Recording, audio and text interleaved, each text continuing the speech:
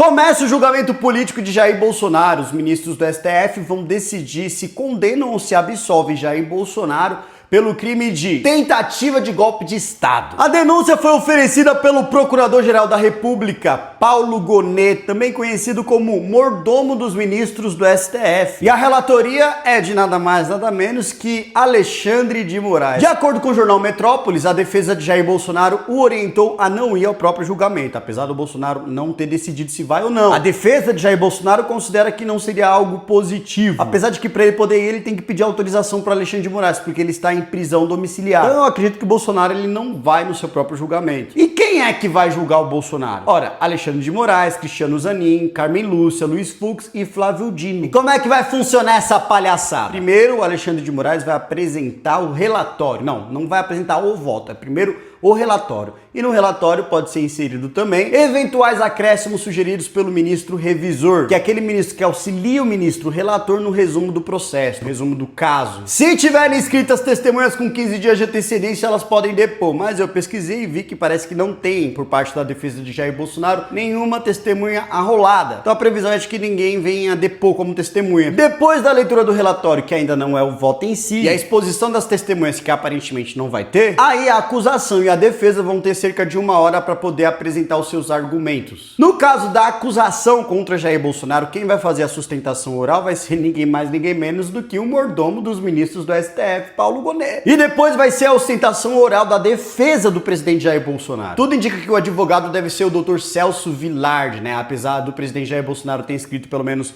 9 advogados para a defesa dele, o Dr. Celso Villardi foi o que o defendeu de uma maneira mais ostensiva nas últimas reuniões envolvendo esse julgamento, em todas as fases do julgamento. Detalhe, o tempo de exposição do Procurador-Geral da República e da defesa, eles podem ser prorrogados pelo presidente dessa turma, que no caso é o Cristiano Zanin. Pois é, pessoal, o negócio tá feio mesmo. Mas aparentemente esse julgamento vai demorar muito. A probabilidade de acabar antes do dia 10, por exemplo, é mínima. Depois de acabados os debates e a apresentação da defesa e da acusação, o tribunal vai deliberar. Vai ter a apresentação dos votos dos ministros. E é aí que o senhor Alexandre de Moraes, que é o relator, vai apresentar o voto dele. E aí, vai ser de condenação ou absolvição? Pergunta idiota, né? Todo mundo sabe que o Alexandre de Moraes odeia o Jair Bolsonaro. Mas nesse julgamento, vence quem chegar primeiro aos 3 votos. Se pelo menos 3 ministros votarem pela condenação, Jair Bolsonaro será condenado. Se pelo menos 3 ministros votarem pela absolvição, Jair Bolsonaro será absolvido. Apesar do julgamento ser em grupo, a condenação ou absolvição de cada um será feita de forma individual. E quem serão os réus julgados? Jair Bolsonaro,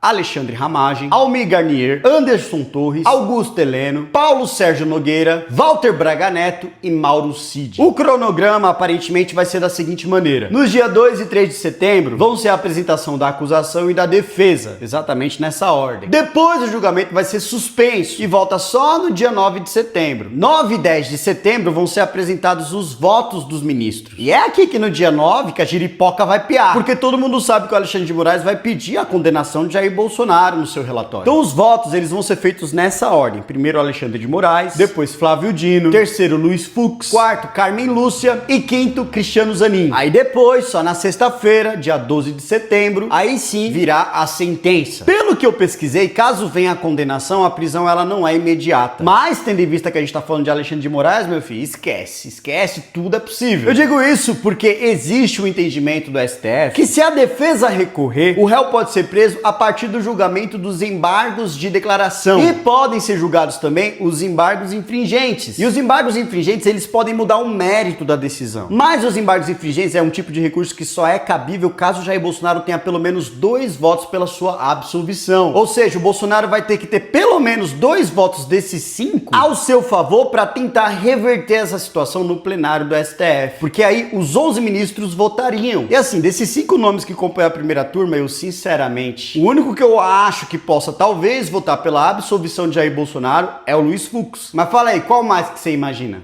A única coisa que eu tenho a mais absoluta certeza é de que esse julgamento é um julgamento político, que não deveria acontecer. Jair Bolsonaro é mais uma vítima desse sistema podre que nós vivemos no Brasil. O Supremo Tribunal Federal, mais uma vez, dá um golpe contra a nossa democracia. Um golpe que começou desde a época em que Lula foi solto e permitido de disputar as eleições. A história não vai esquecer da vergonha que esse Supremo Tribunal Federal se tornou. De juízes que utilizam seu poder para julgar de maneira política e não jurídica. Como diz o próprio ministro Luiz Roberto Barroso, que disse que iria acabar com o extremismo, faltando um dia para o julgamento de Jair Bolsonaro, e vocês ainda têm a cara de pau de querer me dizer que esse Supremo Tribunal Federal é imparcial? Não, senhores. Esse julgamento não deveria acontecer. E se acontecer, ele deve ser anulado.